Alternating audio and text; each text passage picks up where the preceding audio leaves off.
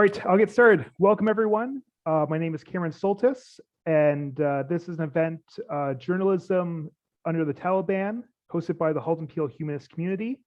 If you haven't already, please follow us on Meetup to see our future events, and I'll post a link to our Meetup in the chat afterwards for those of you who have gone here through other means.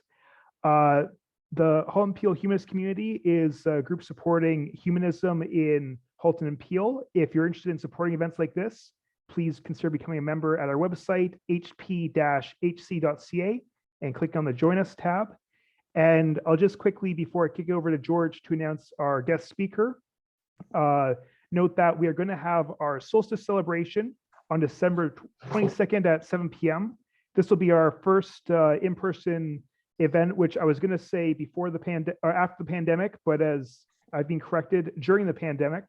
And that'll be at our old meeting spot, the Franklin House. So please consider joining us.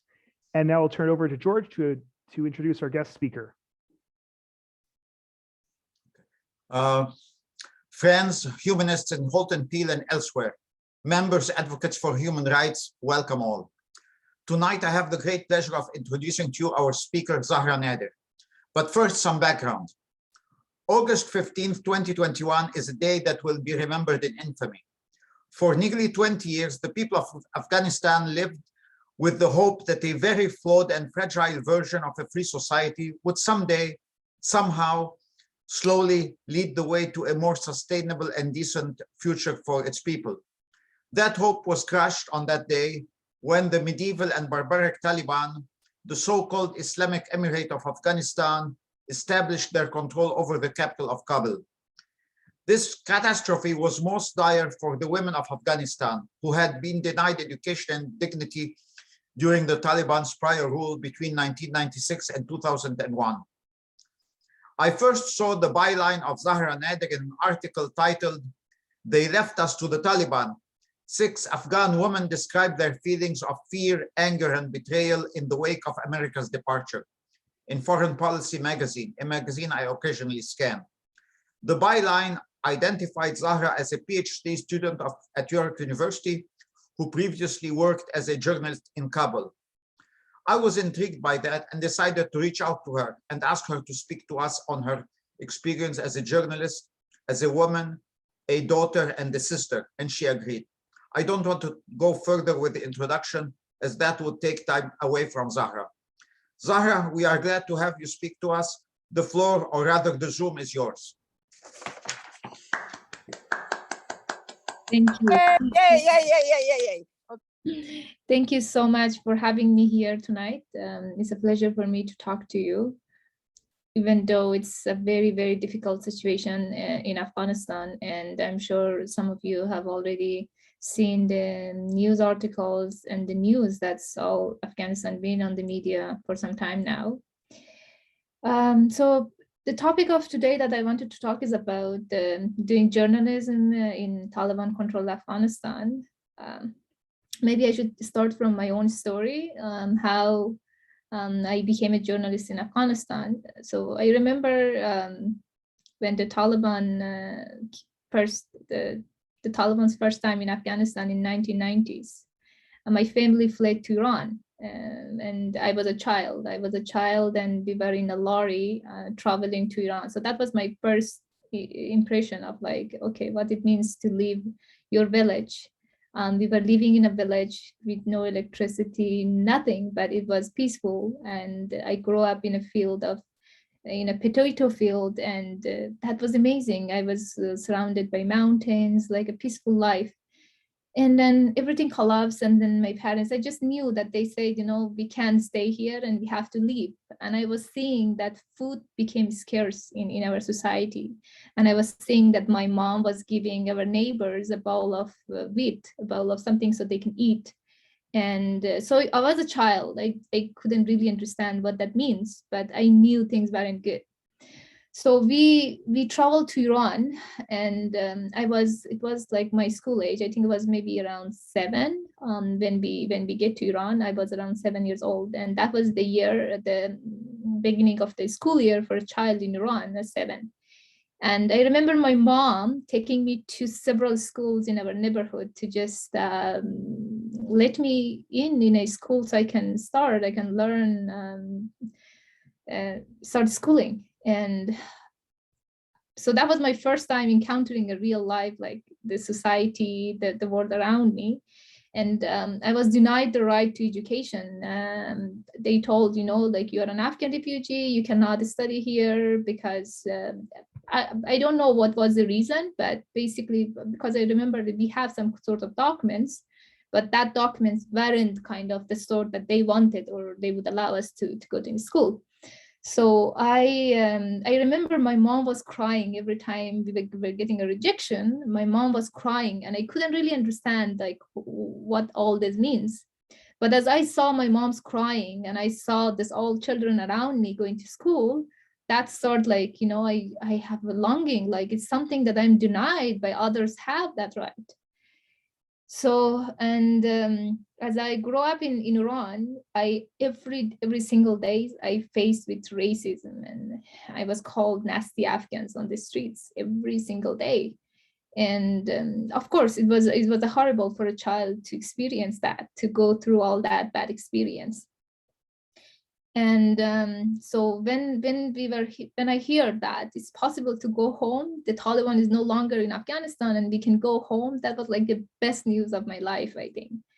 And I was just, oh my God, I'm going to go to school and life would start, anew, and I would live in my own country. And when we came back to Kabul, like it was, we just faced, we didn't return to our village in Bamiyan. So we went to Kabul and we settled in Kabul, and we started schools. We didn't have electricity, we didn't have running water. Our neighborhood looked very deserted, but there was a school, and that was something that I loved about home. And I remember one of the things that I loved about returning back to Afghanistan was that I could hold my head up and walk on the streets and not fearing that somebody might shout that, oh, like what you're doing here, or, like harassing me on the streets. So that was amazing. Like my first time experiencing this powerful feeling that I own this street and there's nobody telling me that it's not my right to be here. That was amazing. And I started school, everything was so great for me. And even the situation of like economic situation, everything was very hard. So I'm coming from a big family, and then we have to weave carpet with my sisters in order to put the food on the table.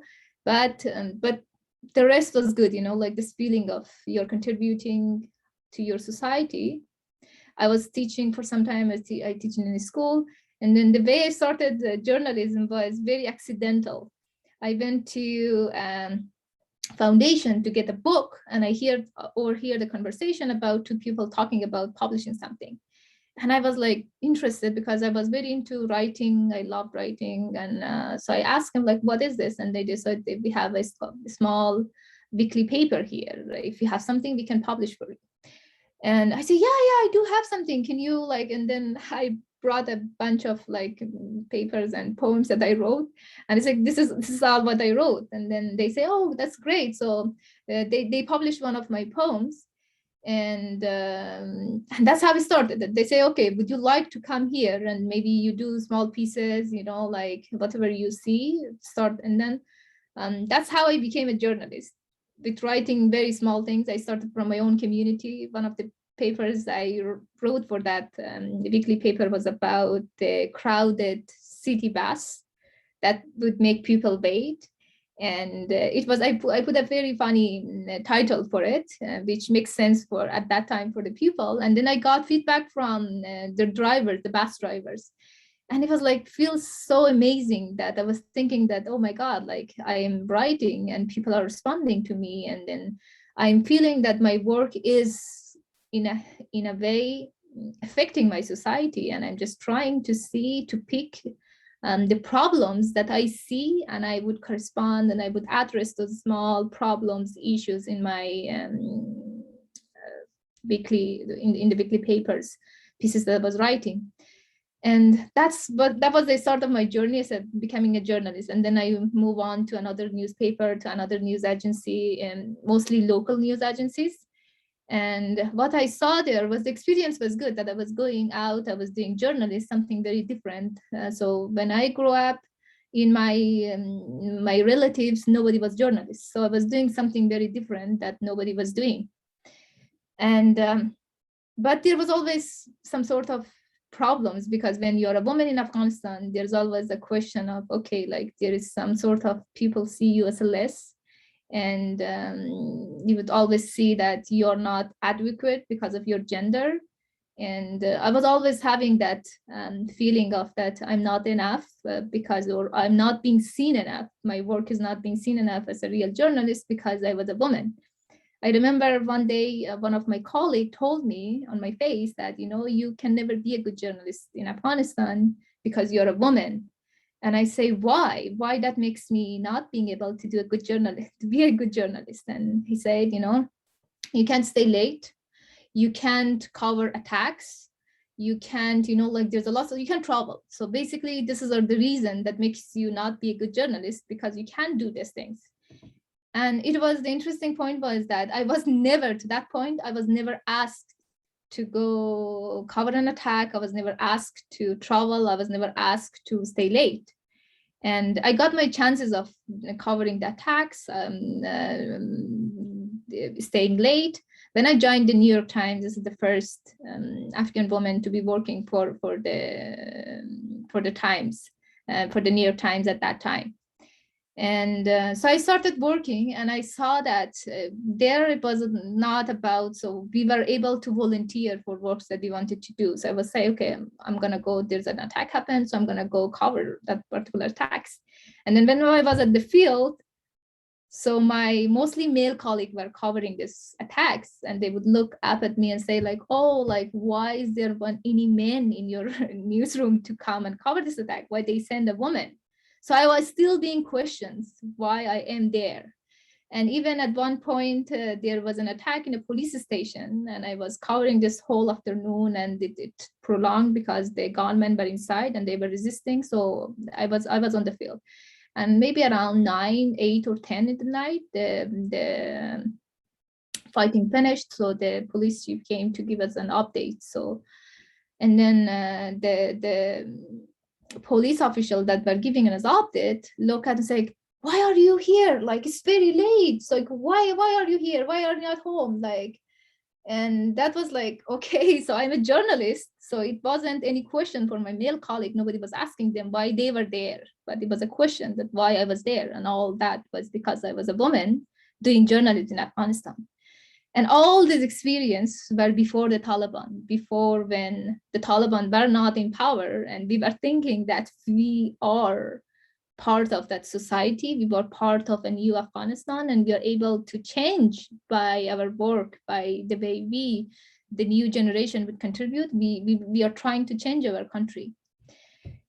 And what happened was that so I joined, I left my work. I joined my husband. My husband was at the time in Canada. So I left my work and everything. I came here, and I had a son. So I wanted my son to have the rights, the experiences that I never had as a child.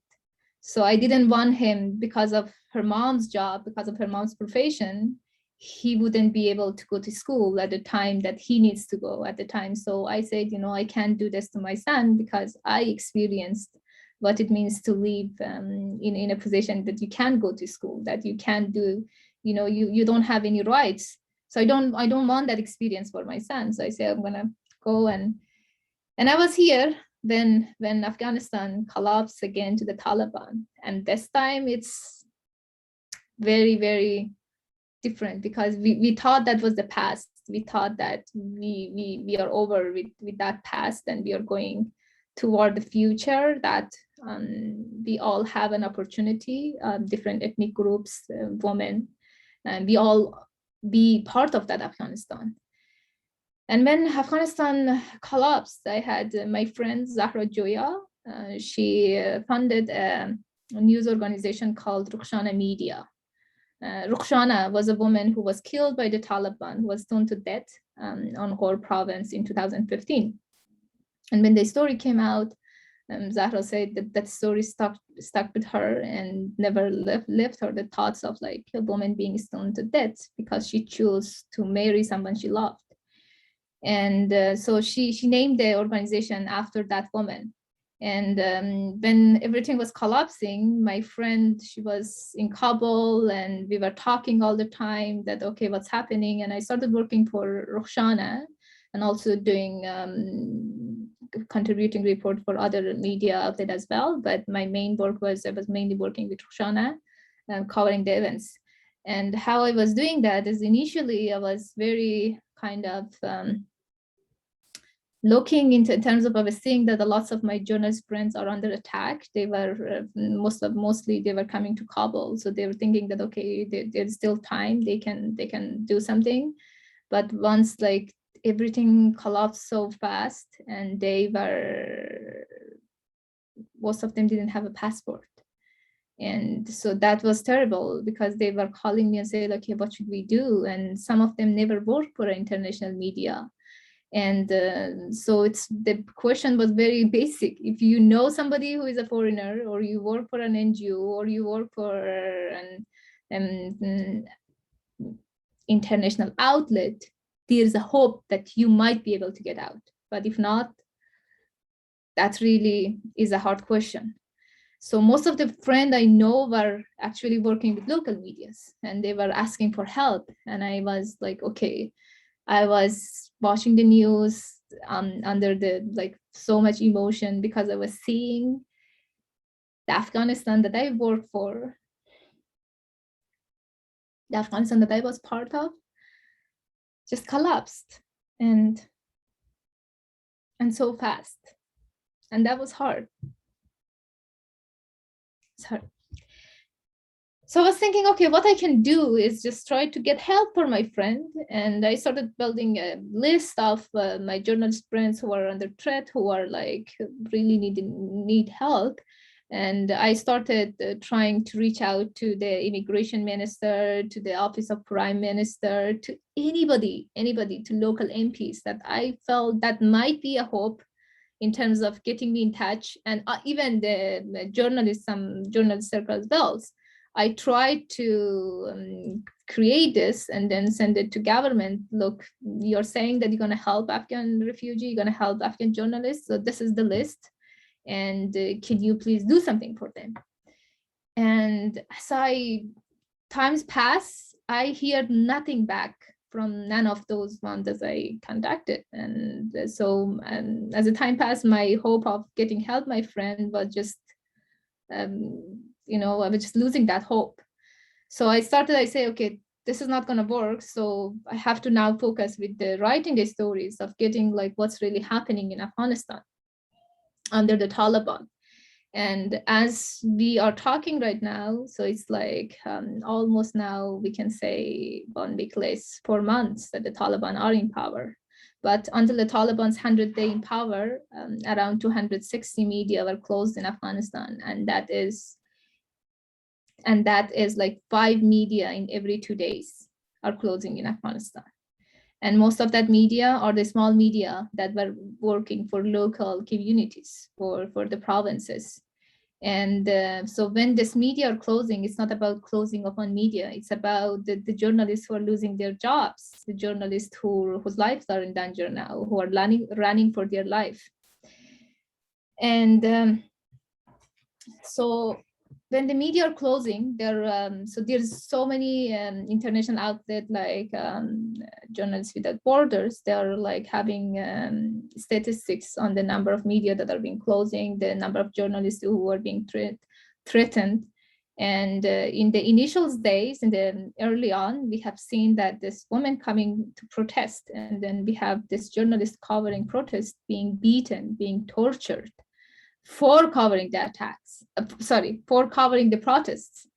And some of our colleagues at Untitled that's a newspaper in Afghanistan, a very popular newspaper, the one that was really exposing the corruption and everything that was going wrong with Afghanistan at that point.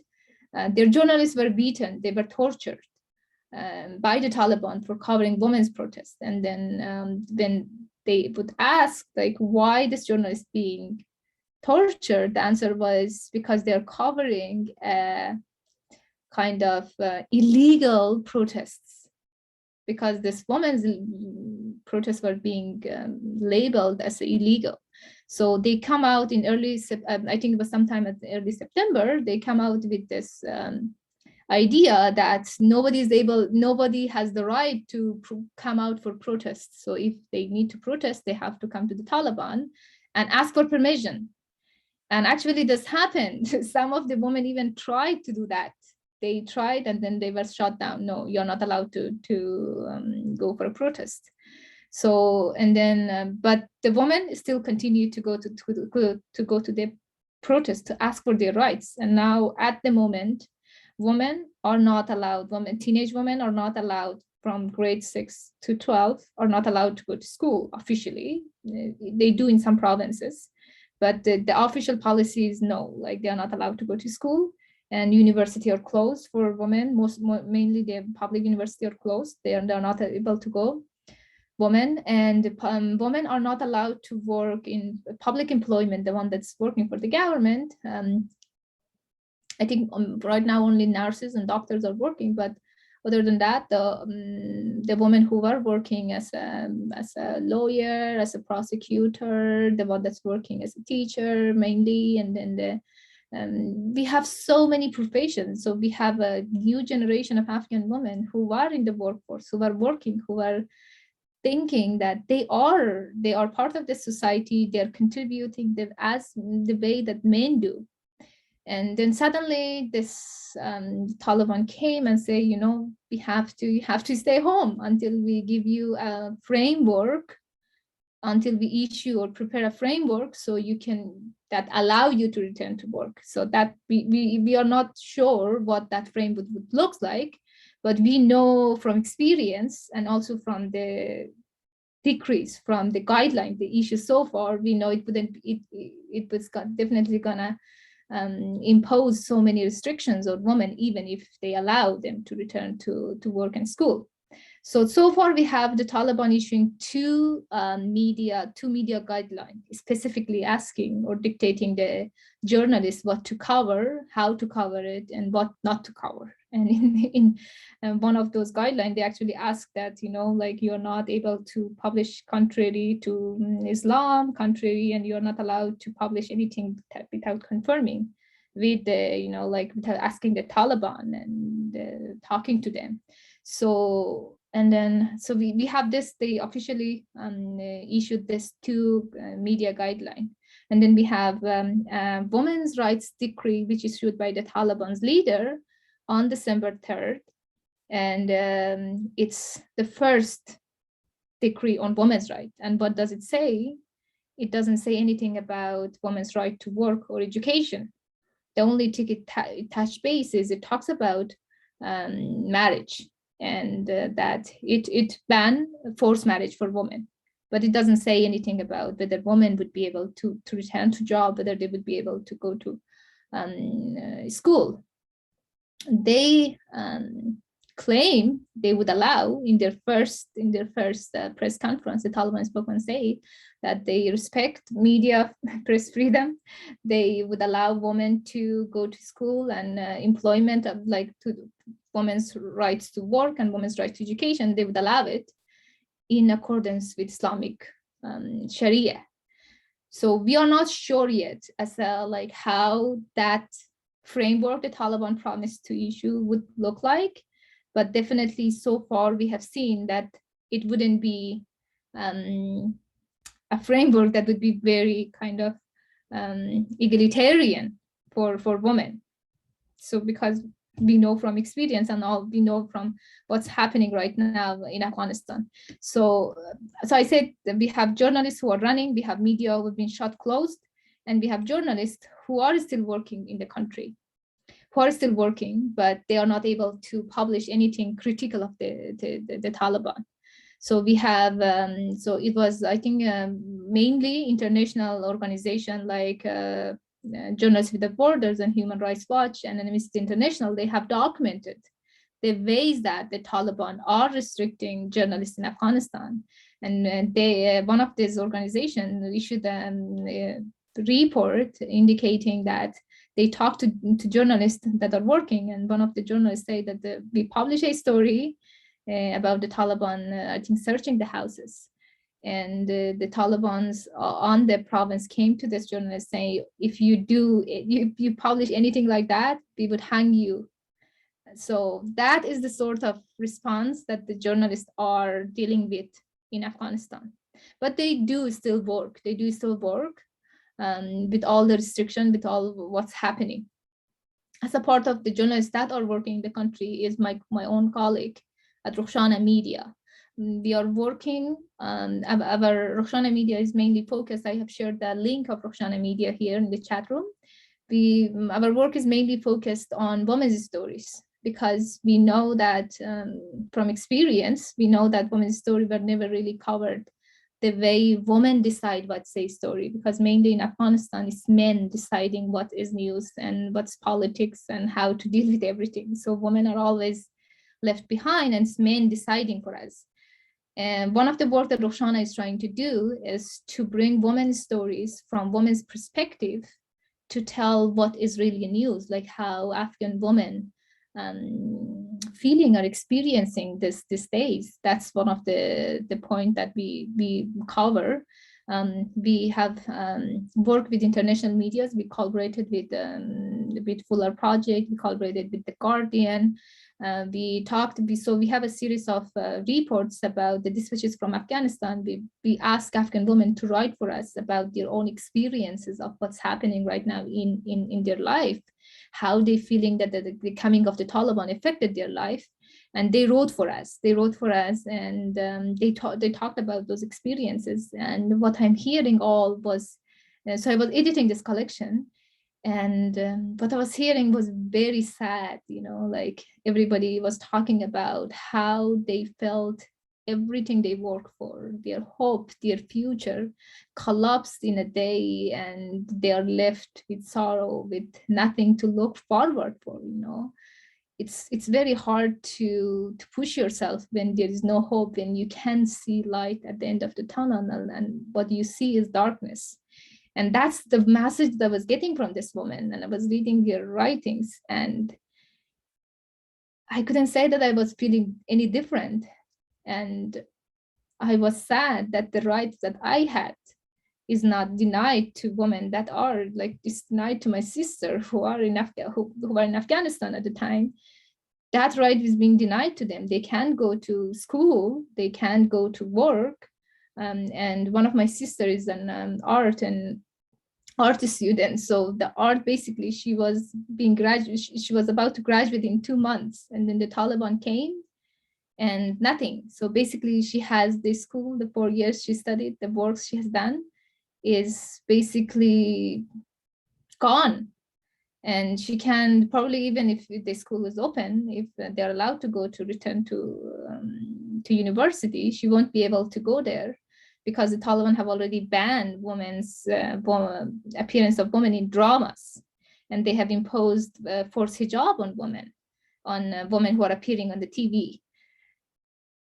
And one of the sad point about that is women in media are disappearing. So women journalists are disappearing. Most of them some of them are in exile right now. They were still fortunate to be able to flee that situation, but we have other women who are still in the country, who are struggling, whose life are in danger, and there is no hope for them to get out. And I talked to a woman journalist who worked for a local radio station in one of the central provinces.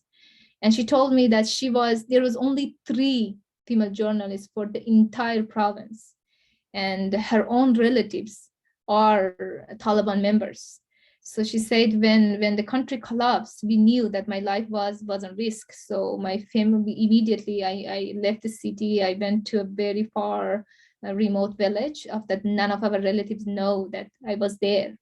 And she said that her relative came to her house and then told her mom that, do you know that your daughter's name is on the Taliban blacklist? And that was the reality. And she told me at the time that I talked to her was a month ago. She told me that so far I have changed 7 times. I changed my place 7 times. And I don't know what's going to happen next. I was the only breadwinner for my family. I have lost my job and I don't have any security to stay in my home.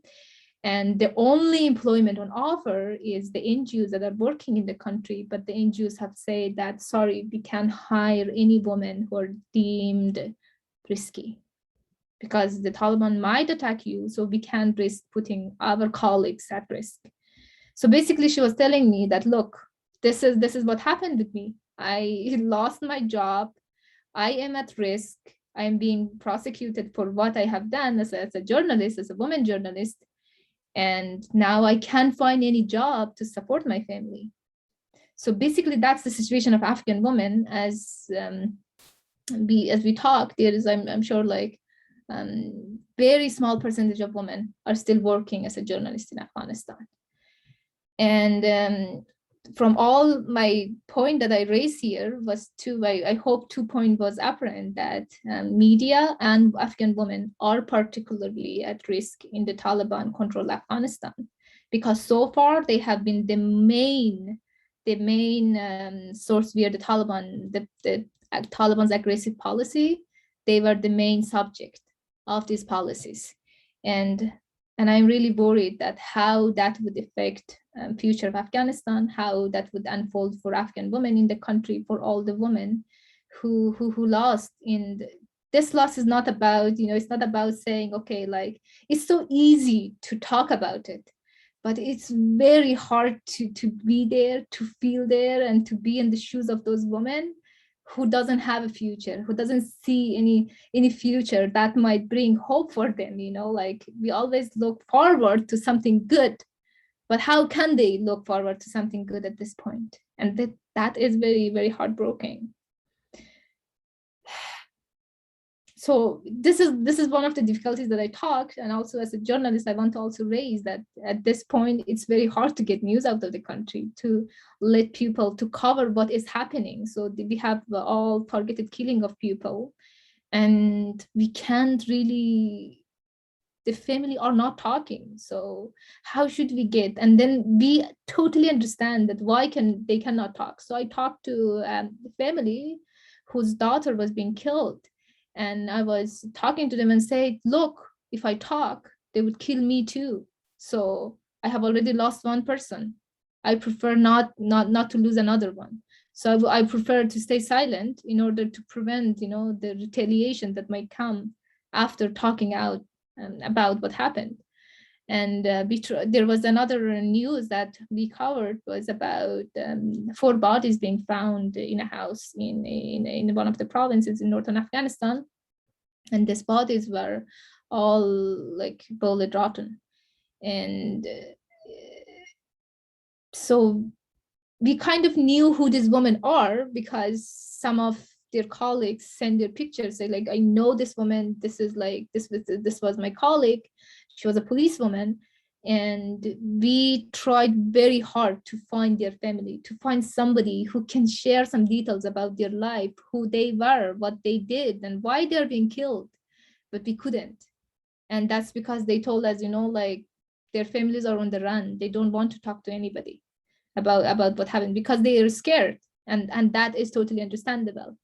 And the other point of this is that when you can't have people talk, when you don't have people to be able to tell the truth, what's happening is the misinformation come out, the news come out that would make the situation hard to understand what is really going on, what is happening.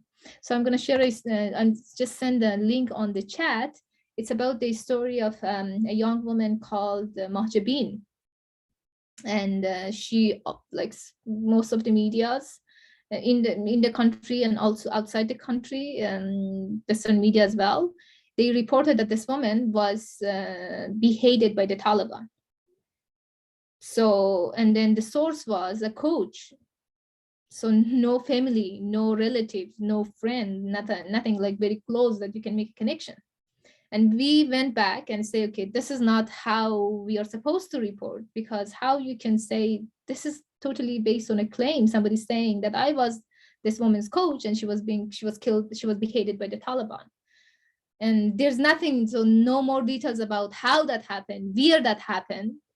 And I was so shocked to see all of these media picked up this news, and some of the politicians as well, drawing in this news without really looking, go, okay, wait a minute. So even if it's true, we have to really understand before we publish this news, before we give it out, we have to think about, is this really, we are supposed to do journalism? Because this is, as the way I see it, is not journalism. It's became kind of propaganda that you try to to sell your product and frame your narratives with wrong information, with unverified information that could be totally wrong.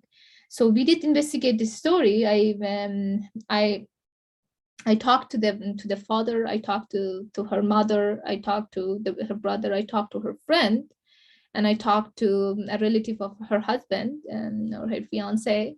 And I understood that this woman was dead before the Taliban came to power. And I find people who actually saw her body the day it was found in her house. So it was a totally different story, but it is being framed as the Taliban. So of course, there is this sort of ideology and propaganda, and then and I think it's very hard now to distinguish what is a real news and what is propaganda in Afghanistan. And that's hard to really see a future for journalism, for media in Afghanistan under the circumstances that I talked about. And I think that's what we are trying to do at Rokhshana. We are trying to say, like we can be real journalists, we can cover the truth. But it is hard. I agree. It's very hard. The situation is very different. And now when we have a report, it's not about, okay, like what we are missing in this report, so how we make it better, but okay, the first question would be, who this report would put at risk? If we publish this report, who would be targeted? Like how should we deal with that? Like, is this a risk? How much risk is involved? How should we navigate? How should we minimize that risk for the people involved, including our own journalists who are on the ground? So the negotiation, the stress is huge, and the way forward is very narrow. And so we just try to do our best at this time to tell the story of Afghan women, what's happening to them, in a way that could be verified and that could be based on real evidence and on the narrative and experiences of the family and the people who went through that, the experience or the events that we are covering. With that note, maybe I can end my discussion here, and I would be happy to if you have any question, I would be happy to answer. Thank you, Zahra. I think we'll start off with a brief round of applause. People want to unmute or use the very, very graphic, very touching.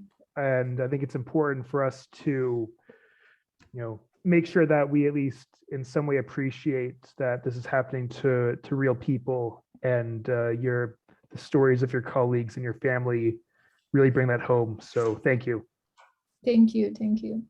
Thank you for giving me this opportunity to talk and to bring those stories to you. All right, I think we're going to open up to questions. So if you want to raise your hand using the Zoom feature, or raise your physical hand, and I'll be looking out for it.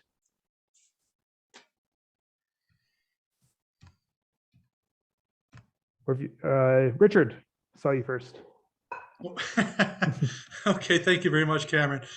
Zahra, again, that was, I've written 3 pages of notes so far, so there's so much content here that's really important, and I thank you for being here tonight.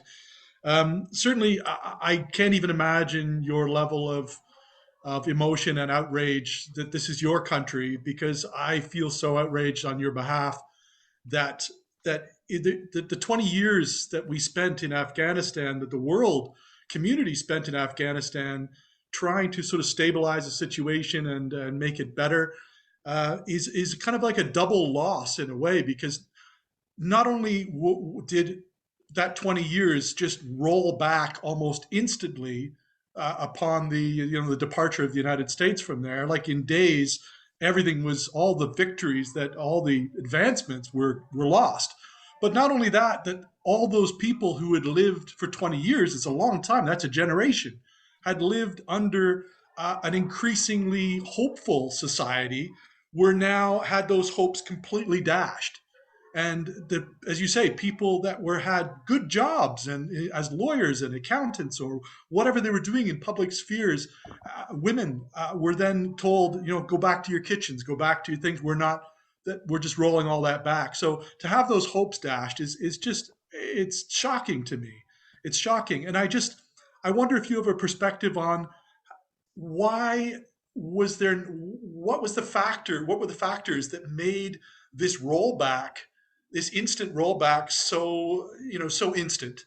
Why didn't some of these some of this progress hang on? Is that something about the Taliban, their strength in society, or is it something about Talibani society in general, or is it just that the international community, while they were there, were doing all the wrong things and not really making advances at all? Thank you for that important question.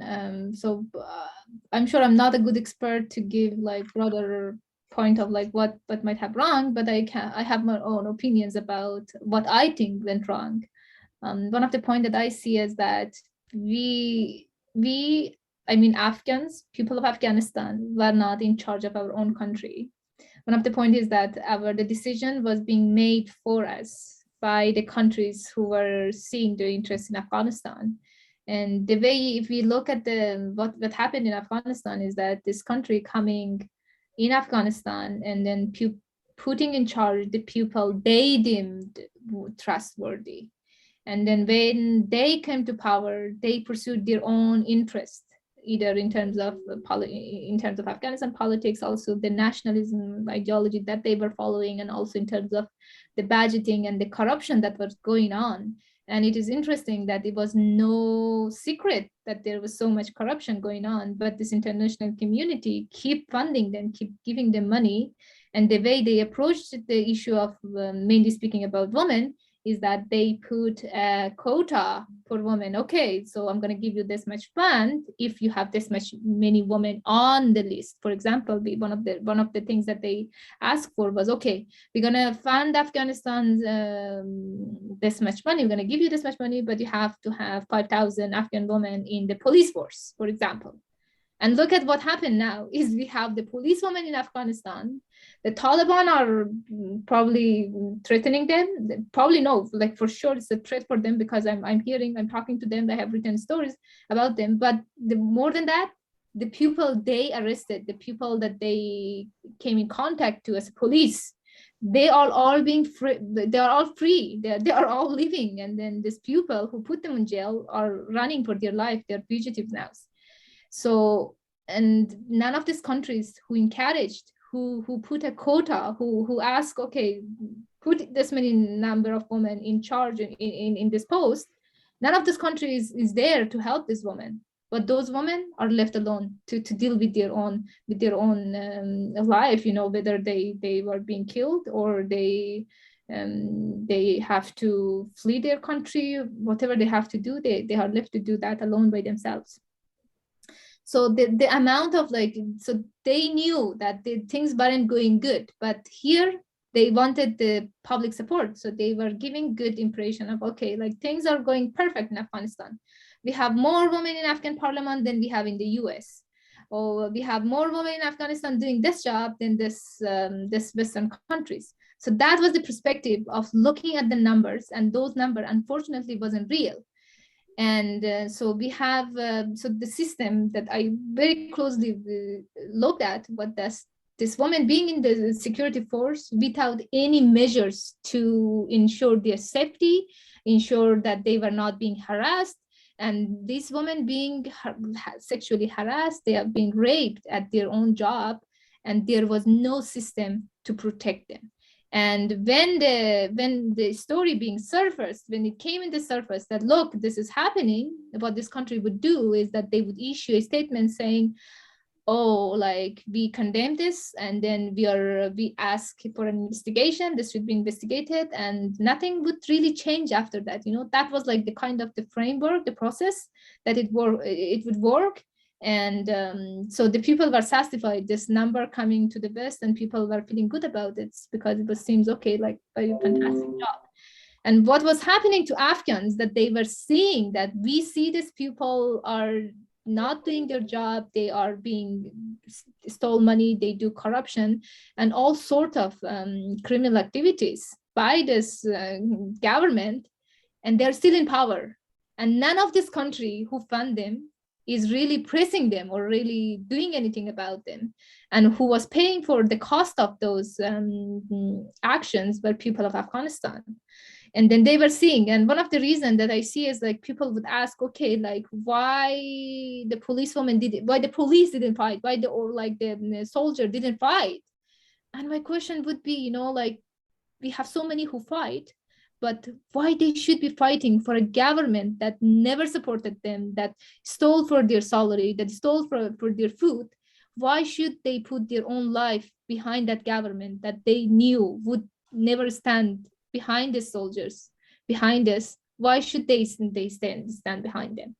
So I think that's how I see it, that it wasn't, like it was just, this wrong, this feeling of that we are doing this good job, but what's happening, they were not paying attention. They were not addressing what was happening in real in the country and the ground.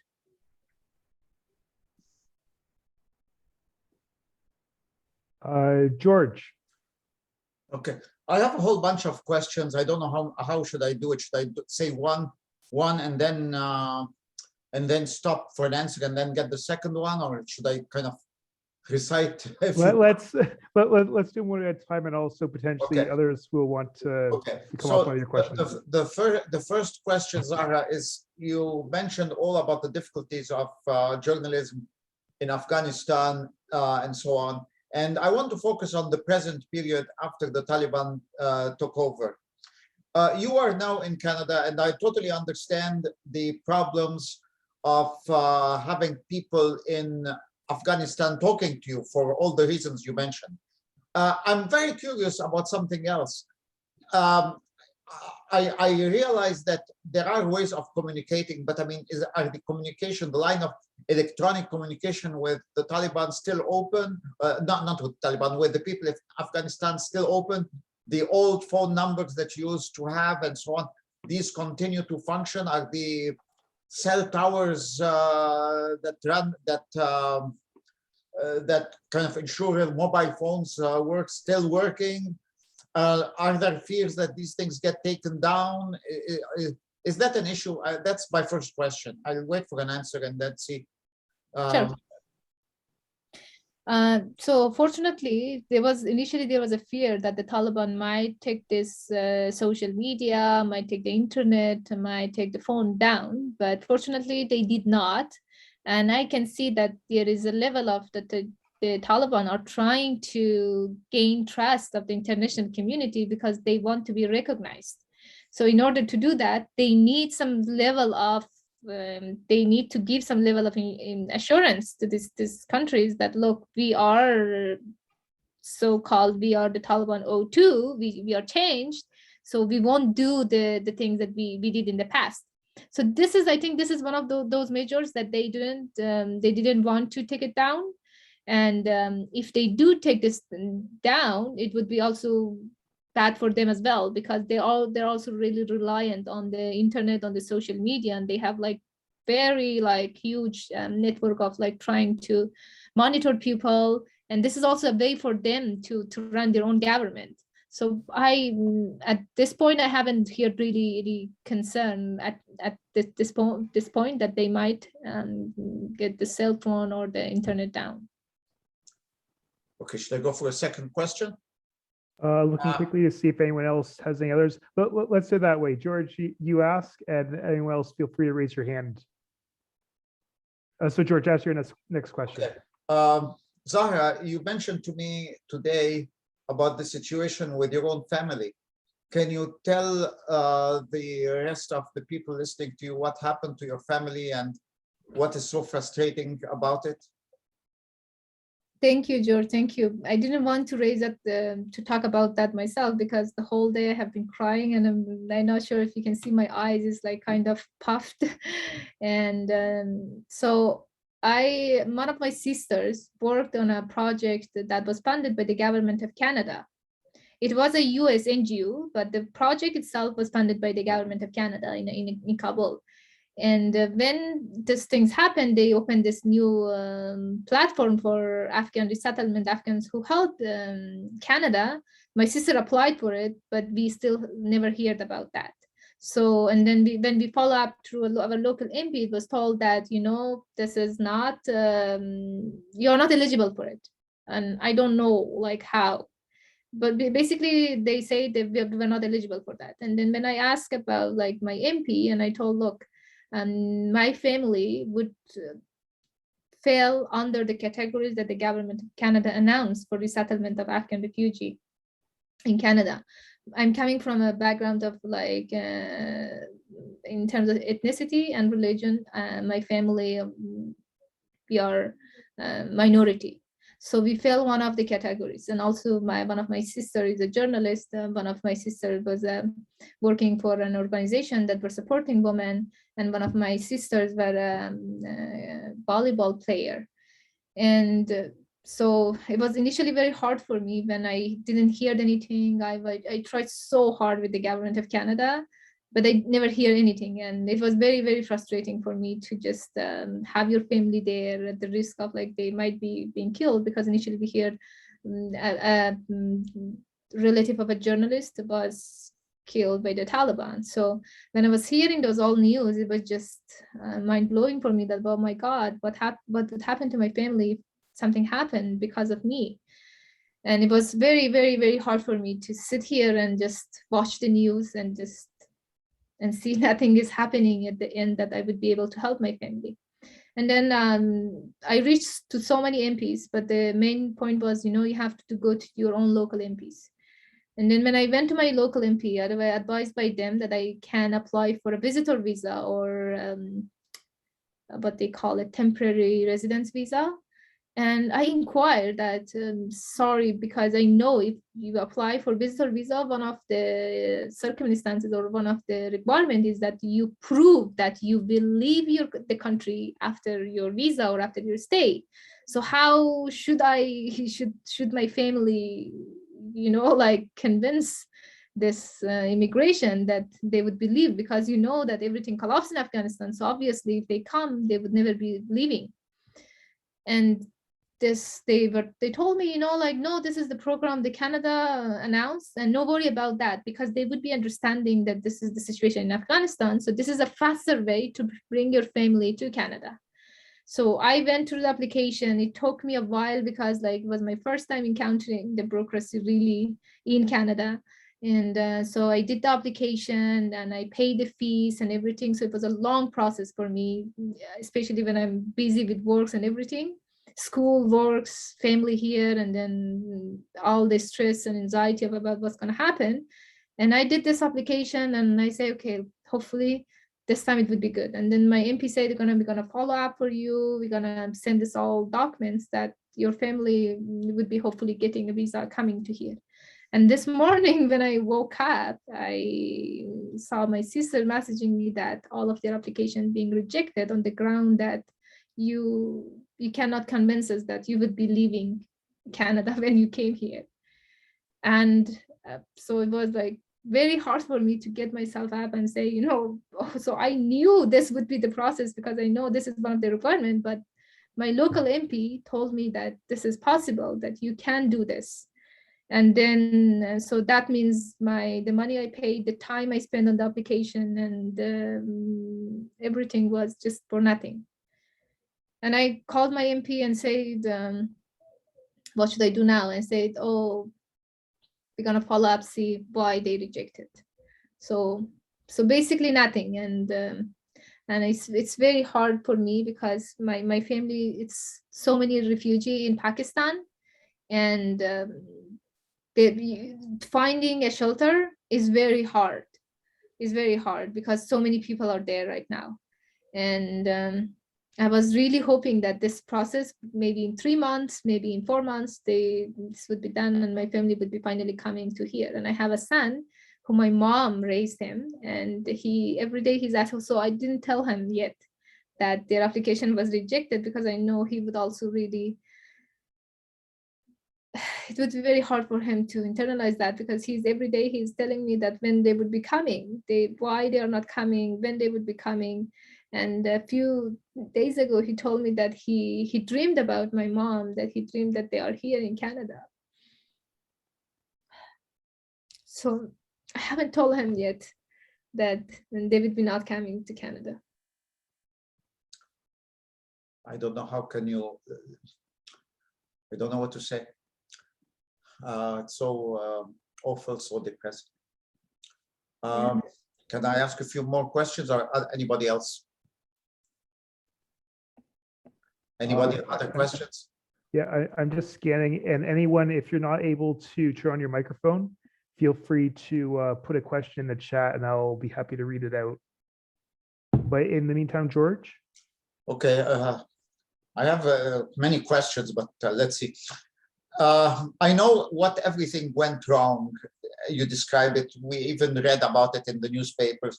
Corruption, blah, blah, blah, blah, blah, blah. So that is not a secret that many things went wrong. The question is, and you give example of basically foreign interference, foreign this, foreign that. And I'm not asking you to excuse them, but if you were in their position, what would be the steps that they should have taken differently? I know many things went wrong, but what are the steps that should have been done differently, if in retrospect? If you were, for example, giving advice to the State Department or to the Ministry, the U.S. Department of Defense, or in Canada or Germany or France or whatever, what would you have said differently than what they did? I think so. It's a very hard question for me to answer, because I always look at the issue from perspective of an Afghan who is always being affected by all these policies. So it's very hard to imagine myself on the other side. But I can think one of the reasons is that this history of involvement is like, has a very long history in Afghanistan. It's not started with 2001, but 2001 was part of that history. But what I would be doing differently is that letting Afghan people be in charge of their own country, in terms of like not imposing our own framework or the way we want things to work out, and let the people of Afghanistan decide. So I think it would be in terms of because I mainly work with women, and my women are my main point of also my research. I would say in terms of women's rights in Afghanistan, it's the women's right being depoliticized by the international community. It was being given to the NGOs to deal with women's rights in Afghanistan. And what the NGOs did in Afghanistan was that they get so many funding going to Afghanistan and then having 3 days workshop, and then taking a conference and spending so much money, inviting a few women to have lunch and then listen to somebody talking and then going to their home. And did they really change the circumstances of Afghan women? Did they really have an impact on the life of those women? I would say no. And what I would do? I would really spend that money in the local community, making sure that there is school for women in rural Afghanistan, that they can go to school, spending in those money in a way that would motivate the locals to send their daughters to school. For example, giving a stipend or something that would really kind of encourage that if you're sending your girls to school, they would be like, for example, getting paid. So why not? They wouldn't see, and then having teachers on those schools that teach them, then having resources being spent on the local community, and then investigating those spendings, not just seeing the reports here that somebody is giving you a report and you trust that report that the work is being done because I have the report here saying that it's done. But that was really done? No, that was not. And I think that's some of the things that I would be suggesting differently or advising differently. I hope that answered your question, George. Well, there's always more. There's always more. Yeah. Okay, Richard. Richard yeah. Richard has a question. I'll come back after Richard. Okay. All right. Thanks, George. Good questions for sure. So it sounds like what I'm hearing you say in your last statement there, Zahra, was that it sounds like that there was a lot of top-down efforts, a lot of a style over substance, no real building of things. And everybody, any good builder knows that you can't build a building from the top down. You need to build a foundation. And it just sounds to me like a lot of people were wanting to kind of have their name attached to some great program or conference that looked really good, a lot of glitz and glamour, and they weren't willing to put that money into grassroots efforts that are not as attractive, that you don't put your name on. No one puts their name on a foundation. You put it on a building. And it just sounds like people were not wanting to do that less glamorous kind of work. But in the meantime, there must have been a large section of, or not a large section, a section of the Afghani population in the elites, perhaps, benefiting from this quite a lot, because the money went somewhere, right? I mean, it went into some of these programs, perhaps, that kind of turned into nothing.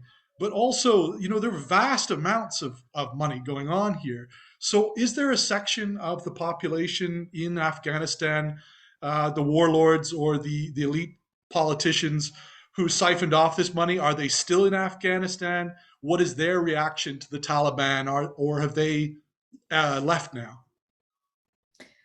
So I'm gonna give you one example of like how the government of Afghanistan's officials spend the money. So recently, I think a few months ago, we have a story being published of an Afghan farmer minister selling pizza in one of the Western countries. So it was a news for media to say that a farmer minister of Afghanistan is selling pizza. What was the message is that none of those that work at the high level of government in Afghanistan, they had so much money that they don't need it to work. So basically, if you work, and you work as a pizza and delivery, so it's a news, because the reality is that those who work with the Afghan government at high level, they're all now rich. And we have a news coming out days after the Afghanistan collapse, was that this son of a former defense ministry of Afghanistan got, I would be quoting you wrong if I say the number, but I think it was around $20 million house I think in the US. So it was like lots of money. And that sort of question raises like, okay, where that money comes from? Of course, where it does come from, because like how else you would get that much money?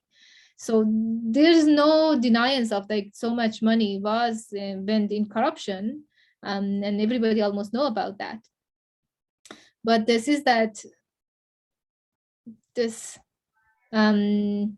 silence of those who were seeing, those who were funding, was really questionable for Afghan people, that we can't really do about those, but you are in charge, you're the one that's giving money, so you can do something about it. and you are the one putting these people in charge, and you are not doing it. In terms of this top down, in Afghanistan, the history, it has the issue that mostly it's related to women. It has always been a top down approach. It has always been the government, it has been the countries that invade Afghanistan, they would be the one initiating, okay, like we want to give women's rights. But unfortunately, so far the history showed that this is not going to work. This should be something happening in the community, but what you can do is enabling by providing the structure, by building schools, by building hospitals in the communities so that they can transform their society, not funding an NGO who just go and have 2 days workshop there. So what, that wouldn't change anything. So yeah, that has always been an approach in Afghanistan, a top-down approach.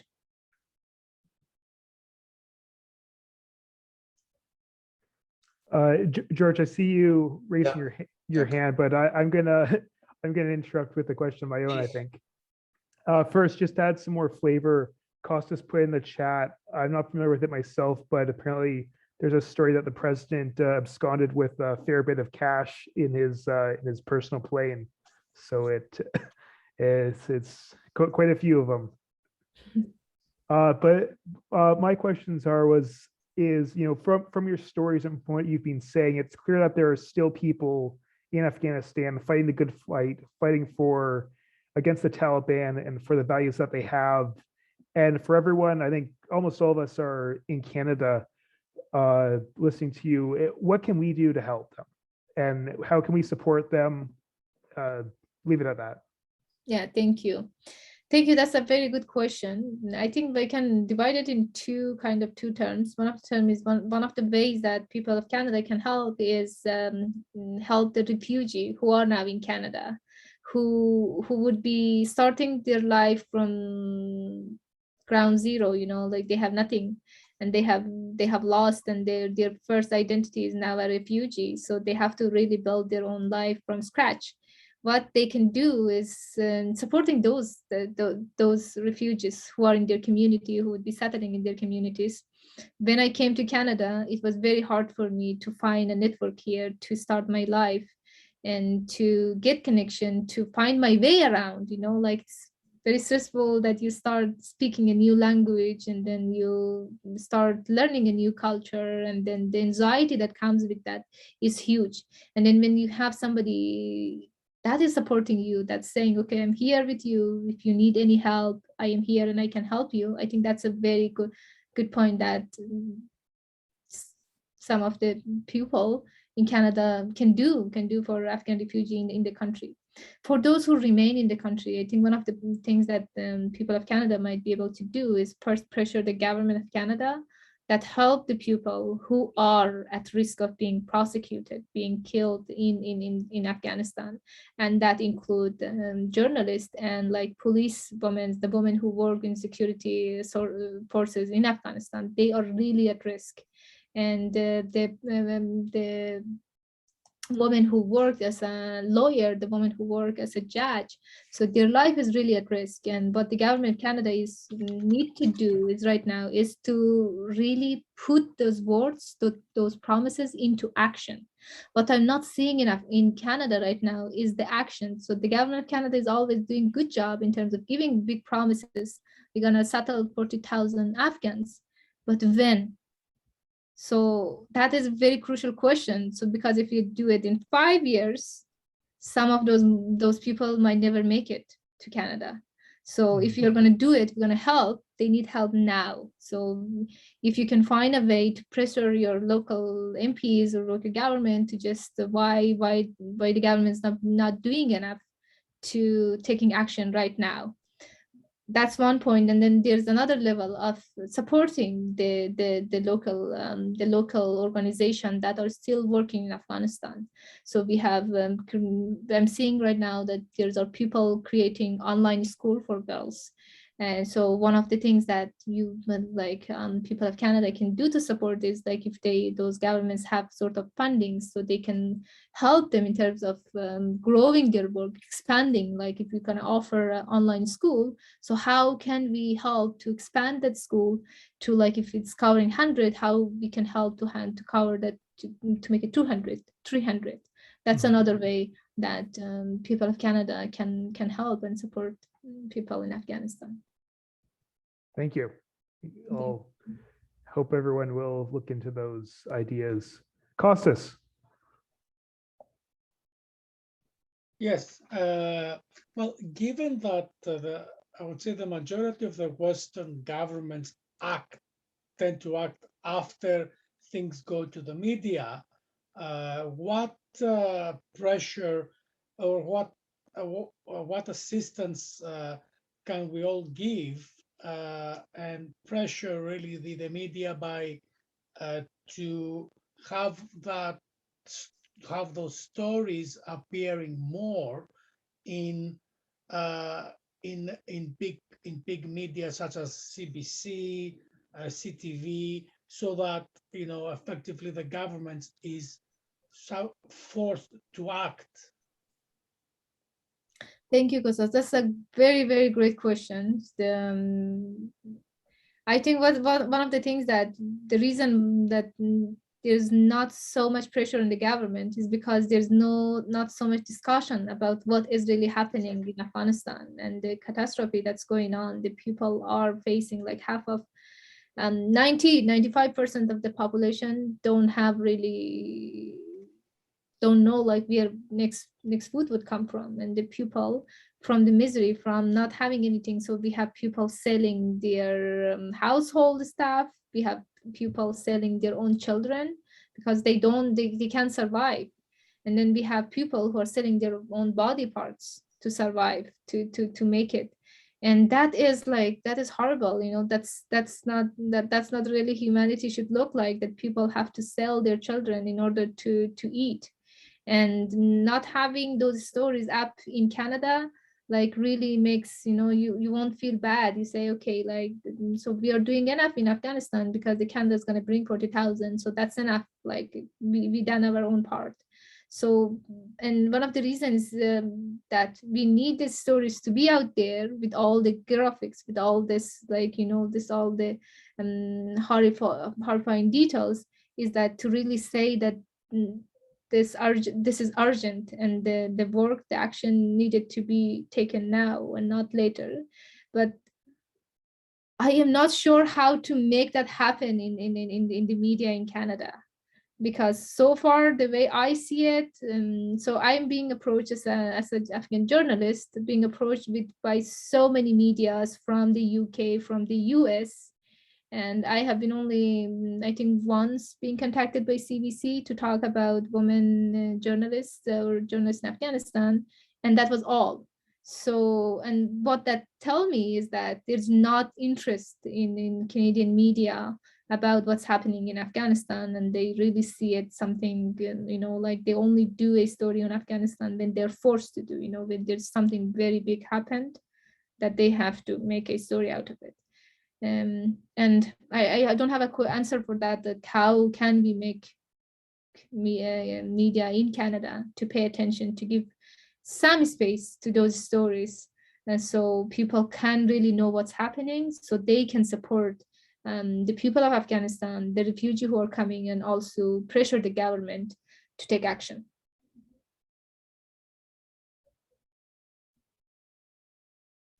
George, I see you're trying to speak, but you're on mute. Zahra, have you tried to reach out to the Canadian media yourself? To be honest, no, because I have been very busy with all what's happening and everything, with covering work and my family and everything. So I it has been in my mind that I have to write something about even my own experience of how I felt when nobody in Canada responded to my calls for help. I tweeted, I emailed all these officials, the people who I felt might be able to do something, and nobody responded, like how that would really feel as somebody who is new to Canada who will be becoming a Canadian soon, and how that makes me feel about my new home, you know. And I wanted to write, but things have been very crazy, so I haven't really get the chance. Okay, I have another question, but maybe you may not want to answer it because, okay. It seems that the Taliban have two friends internationally, and I'm just wondering what you think of the relationship between the Taliban and China on the one hand, and the Taliban and Qatar on the other. If you have any thoughts, because it seems that those are the countries reaching out and having, how to say, trying to bring them out internationally, if that's what I can say. I wouldn't be commenting on that, George, because it would be very an informed kind of comment. Fair enough. Maybe I'll do one last sweep. Anyone have any other questions? Again, feel free to put in the chat if you want to. Richard. Or Linda first. Actually, sometimes I've been seeing a lot of, people who have family members who are not allowed in Canada or something. They go on petition sites called care2.com or sites like that, could that possibly be also an option? I am not sure. I haven't heard, Linda, about that website. Yeah, it's called care2.com. And what you do is you can write up your own petition, and then people online sign it to pressure the government, and then you send the petition to the appropriate people.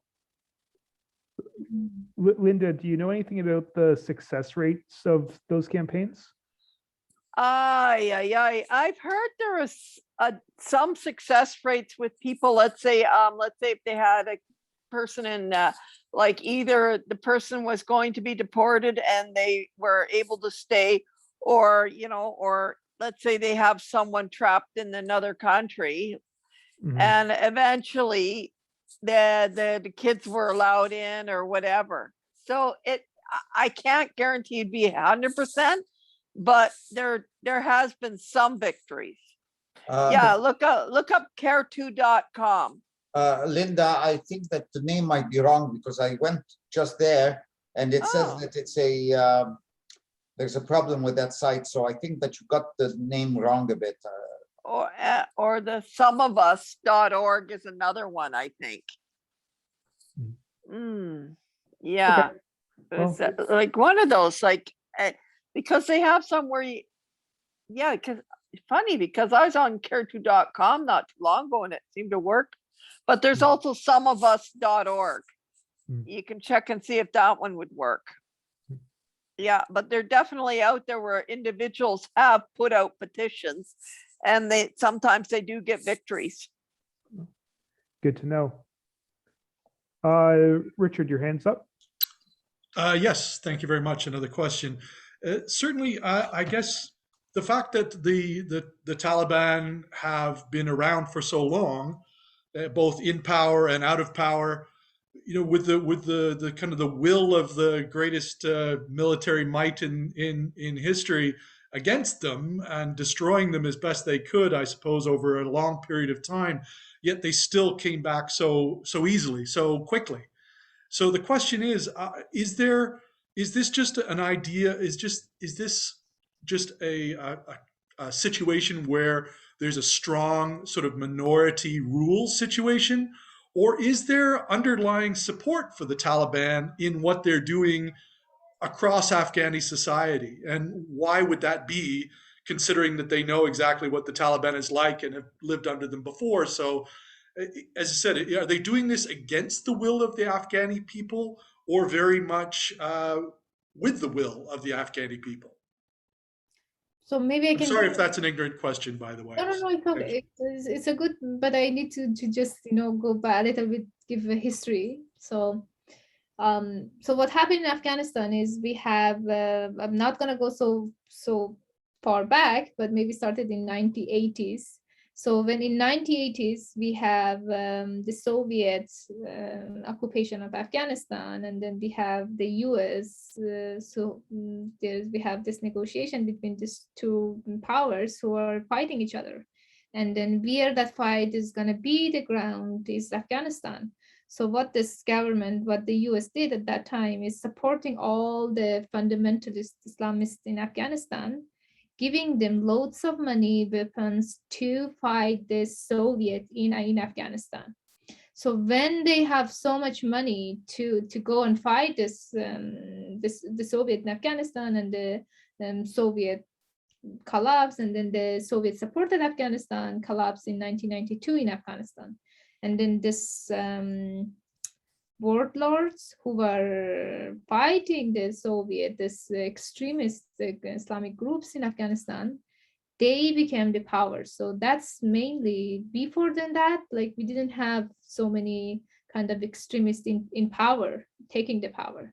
So how they came to power, I think the West, the US had a very, very much role in making them ruling power in Afghanistan, to give them the money, the weapon they needed to establish, to dominate the Afghan society, came into power. So once they were in power, they started fighting each other because of the ethnicity, because of the division. So we have a history of Pashtun domination of the state. So we have the Pashtun ruling class who always wanted to be remaining the ruling class and dominating the country. So in the 1992, the groups that came in power actually were, there was a Tajik president. And that was really kind of unprecedented. It was the second time in 20th century that the rule of a Pashtun ruling class was, the rule was toppled. The second time a Tajik came in power. And then what happened at this point, we have another faction of the Islamist, Gulbuddin Hikmatyar at that time. His party also claimed that he wants the power. He's a Pashtun, he's representing the Pashtuns, and he has the most powerful Pashtun groups, and they needed to be in the power. So they started kind of fighting with each other with the money and the weapon that West provided, with the money that the US provided, with the help of Pakistan and Saudi Arabia and other countries. So they started fighting each other. And then we have this Taliban that are coming from this religious schools. So during the war, so most of the Afghans were living in refugee in Pakistan and Iran. So there was a religious school being created. And this, when your children doesn't have anything to eat, and then there's a school giving you food, giving them shelter to live. So this is an option to send. And then how they would be becoming the Taliban. And then when the Taliban came, initially their claim was that we want to secure Afghanistan. We want to take the roads from these warlords that are fighting each other, that are killing innocent people in this war. So we would come and secure this country. And initially the people of Afghanistan supported that claim, like everybody was so tired of wars, so tired of killing. So they supported the Taliban, and then they were happy that there's going to be a group coming on to really secure Afghanistan and make it peaceful. And the Pashtun ruling class were supporting it because they were seeing this as, again, the state being at the hand of Pashtuns. So they are also in the government before this short period. So they had also the power. So they kind of multiplied, and then we have the Pashtuns technocrat in the West who were also supporting, who are lobbying for them in order to help them to come to power. So then when we have the Taliban, and then we see that the people of Afghanistan do not support them because they're one single group, and we have a very multicultural, multi-ethnic country. So we have only one group of one ethnic group, and then one religious kind of theocracy of Taliban mullahs. Right now, what we have in Afghanistan is the same thing. So we have only one ethnic group, all mullahs, all Sunni mullahs in the power, denying other ethnicities' right to determining their country's future. And so basically they are very, in terms of religious, in terms of, so they are not inclusive. They're only one single, and how they rule is based on power. So you can see the videos you might have seen in the media, that there's only force, there's only fear of the Taliban. So we have all the soldiers having military going to people's house, entering people's, searching people's house, arresting, taking pupils and killing people is really happening. So we have this Human Rights Watch documenting this 100 people have been, more than 100 people have been killed from people who were working with the security forces for the previous government. They have been killed by the Taliban. And so the Taliban, of course, would deny this, but this is really happening in the country, and that makes fear, and the people would fear the Taliban. And it's not that the people of Afghanistan do support, because of course, when you don't see your own, you don't see your own inclusion, you're under this cruel rulers.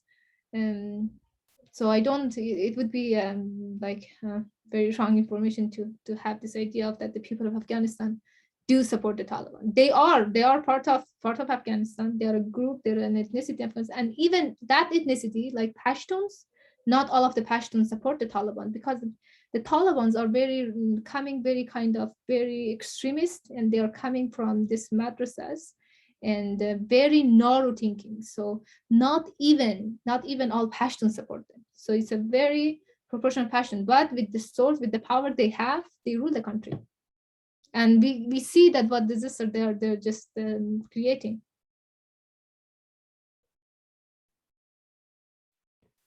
All right, just looking at any other questions.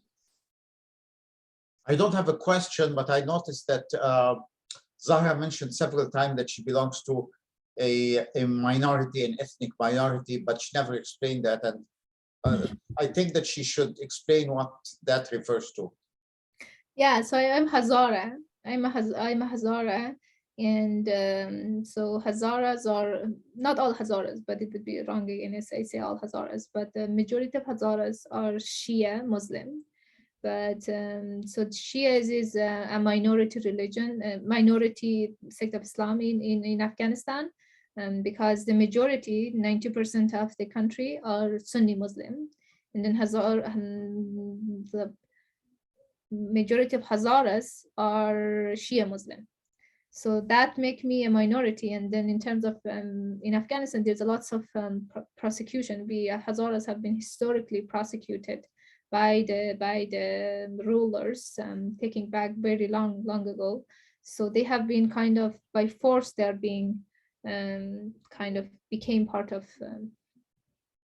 Become kind of submitted through the force. Through force, they have been prosecuted through Afghanistan history, and they are still. Even in the past 20 years, there was so much attacks, particularly attacking Shias and Hazaras, and they're still. So we have this ISIS, which particularly goes and attacks. So Shias are kind of a target for them, and we have the ISIS who attacked schools, who attacked weddings, who attacked Hazara, like hospital, sport club. So anything you can name, we have them attacked, and that's because of their ethnicity and because of their religion.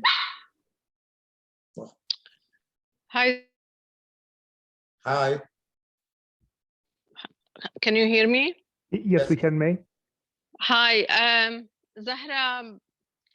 Your story is very touching, and it's not the only one. Unfortunately, this side of the world, I don't know why it's struggling so much. I come from Lebanon and Syria, and a lot of what you said, I either lived a little bit, I experienced a little bit of it, or I heard from other activist friends in Lebanon and Syria, especially in Syria these days. It's not, I don't have a question. I just wanted to commend you for your courage and for persistence and determination. And I really hope that you can bring your family and your loved one to the safety in here. I'm also working on bringing my brother from Lebanon, and I feel like I relate to you and I understand your worry for your family and your people and your even your country being taken from you. Thank you so much, May. Thank you. You're welcome. And I hope your brother comes well soon, hopefully. Thank you.